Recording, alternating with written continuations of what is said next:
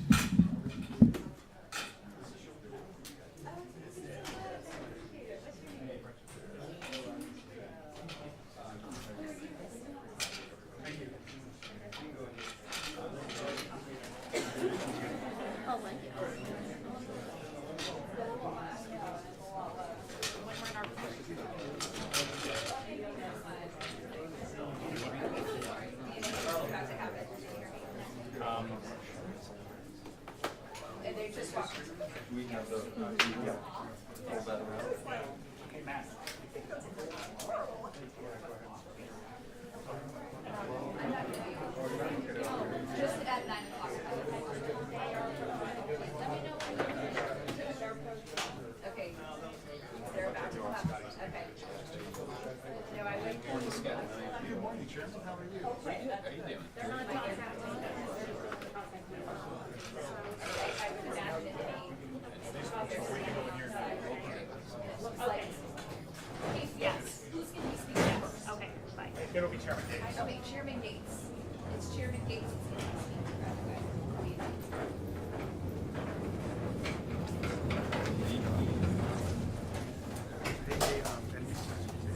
Network is going to be interested in growing on this. Okay, Okay, they're about to you're probably good. Okay, sounds good. Okay. I guess they're He needs to be. Oh, okay.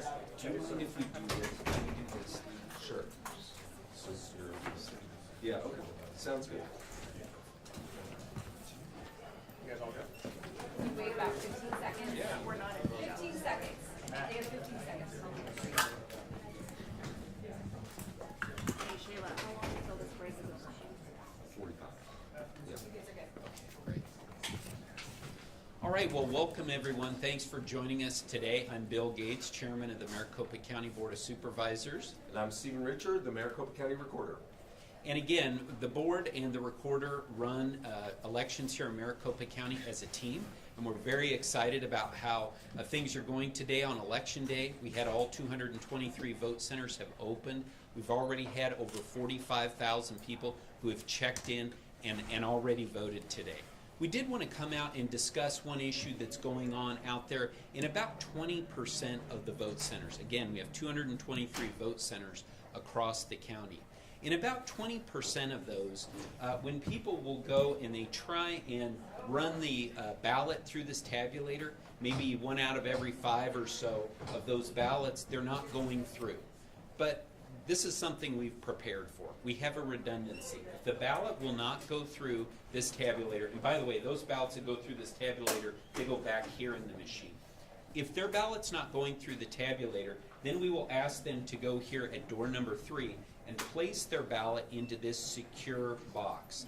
Those ballots will remain secure in there all day long, and at the end of voting after 7 p.m., when everything is completed, then these ballots will be taken out securely and delivered by a bipartisan team, so Republican and Democrat, down to here at the Central Tabulation Center, where they will be tabulated. And while this is obviously not how the system was designed, this is a fail-safe that functions the exact same way as early voting, which you know we have been going through for the past 26 days. So in early voting, a ballot comes back in its envelope. Once we barcode scanned that and signature verified it, then we take it into our tabulation center. In much the same way, ballots that are deposited in drawer 3 here will be brought to our central facility. They won't need to be they won't need to be signature verified, they won't need to be barcode scanned, and so they will just be fed directly into the tabulators tonight. Now this is the same model that the majority of other counties use. Maricopa County has implemented this tabulate at the precincts system for some time, and the majority of voting locations still afford that, but for those that do not have that option, it can go into drawer 3. Thank you, Stephen. And with that, we're happy to take any questions. People say being told leave the ballot with someone, don't worry about it. Is that safe? Is that what they should be being told to do?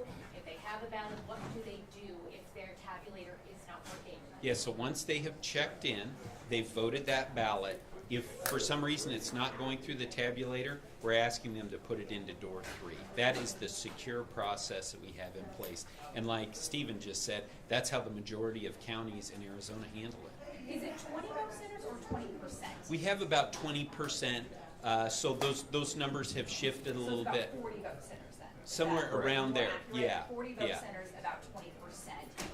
I know people are going to say, okay, shouldn't this have all been perfect? So walk me through the testing on this, and I guess what happened? So again, yeah, we test these machines. That's part of the process. We go through it for every election. And in this particular instance, this is something, we didn't anticipate, like Stephen said, but we have the redundancies in place. And it's also important for people to know that we've got techs out there. They're doing what they can to get these back online. But remember, it isn't like it's not like both of the tabulators in this 20% of locations are having these issues. It may only be one. Again, it may be 1 out of 5, 2 out of 5. So The key for everyone to understand is everyone is still getting to vote. No one is being disenfranchised, and we've got redundancies in place. Are these tabulators widespread? Is this one specific area? Are you finding it They're, all over? they're not in one particular area of the county. They're dispersed. So you have folks online saying, don't push the green button if you put your ballot in the box, don't put it in box 3. What do you say to these people? Again, there are two options. One is feeding it through the tabulator. That's how people choose to do it. If that's not working, then we're asking for them to put it into door 3. This is secure, and it's going to be brought down here by a bipartisan board, so a Republican and a Democrat, and it will be counted here this evening, so that vote that goes into number 3 will be reported either tonight or early in the morning. And what is this green button that they're referencing? They're saying, don't push the green button if your ballot is not read correctly. Can you clear that up for folks that may be confused? Yeah. So this is the cast button there. Again, that's we're not asking for the people to do that. That relates to if you overvote a contest. So for instance, on the judicial retention elections, if you voted both yes and no, the machine would say, that's an overvote. Do you want to override that, or do you want your ballot to be spit back out such that you can correct that? The voter has the option to press the green button and override that, but that does not relate to the current issue that we're addressing. How are you communicating to poll workers on site to make sure that they are communicating this effectively to all of the folks that are in line and are having concerns about how this is being handled? Yeah, so we've got a team here that's making sure that that's being communicated out to the poll workers. We have troubleshooters who are out there who are participating in it. So we have a communication coming out of this center to make sure that they're getting the same message out there across all of our 223 vote locations. You spent much of the last 2 years trying to convince the people here in Maricopa County that the election, 2020 was valid, that your systems in place are secure. How worried are you that, an hour and a half into today, you already have these real issues that could be manipulated or, turned into reasons for people to once again not trust the system? I think we're very concerned about that, and that's why we have this convening right now, and that's why we're trying to put out this message right now that it is going to look in some of these voting locations like the other Arizona counties. Obviously, it's disappointing, and yes, undoubtedly some people will exploit it for that purpose. We will continue to do what we've done the last 2 years, which is just offer correct information, offer accurate information. We have the techs out there, I know they're working on it, but how long do we expect this problem to last? Not sure at this point. Again, we're addressing it, and we'll get those up as soon as possible. But again, no one is being disenfranchised. That is the important thing. And none of this indicates any fraud or anything of that sort. This is a technical issue, and we have a redundancy for it, and we're utilizing it. Is it the same issue happening at every polling center, or is it different issues across the board? Yes, the same issue. And have you been able to remedy it at any of those centers? We have been able to remedy it at some centers. Again, we are absolutely laser focused on this to do what we can to get these addressed. But again, people, if they, I also want to talk about the lines that are out there, okay? We're finding that this is not something that's generating a bunch of long lines out there. I think the longest wait maybe 30 or 40 minutes, which again, in a big election like this, a lot of attention. Those are very short lines. And again, we encourage people to go to locations.maricopa.vote to see what the status is on those lines, where the shortest lines are nearest to them. You might have touched on this already, but why exactly are the tabulators not functioning how they're supposed to? And so that is something that the techs are trying to determine. If I tried to explain it, my name is Bill Gates, but I don't think that would go over well. Stephen, are you guys done with this? Anybody have any questions? If I Has this happened before? Hang on 2 seconds. So do you want, let's take 2 more questions, please. Has something like this happened in previous elections? Well, I'm not sure if it's happened before. The number of vote centers that we have a very large number of vote centers. So, by definition, there can be more hiccups, more vote centers. But again, that's the beauty of the vote center model is with 223, there are many, the large majority of them, that are not experiencing these issues at all. So there are often technical issues with election administration. this particular issue is not something that we've seen in recent election administrations. Stephen, do you think we could pull you aside here if everybody's done with this press conference? Anybody Here else we have a got question? wrapped up. Guys, if you're just now watching, this is live television. I think we're finished with this press conference. Clearly, this is a fluid All right, situation. thank you, everybody. Thank you. Stephen, would you You wanna mind coming join? over here if you're available? Stephen Richard, I know that we cut you earlier this morning, and now we're touching base. You talked a little bit about the tabulation issues that we are seeing, and this is impacting 40 vote centers. What's being done right now to fix the problem? Well, like the board of supervisors said, they are sending out notifications to these voting locations. And my team will receive back any ballots that are deposited into the third ballot team. We will process them just like we do for all the early ballots. And then eventually they will go to this tabulation center where they will be central count tabulated, much the same that Pima does it, that Pinal County does it. And so they will still be tabulated. I know that you have spent, you've been in office for a little less than 2 years. You've spent much of that time talking about safe and secure elections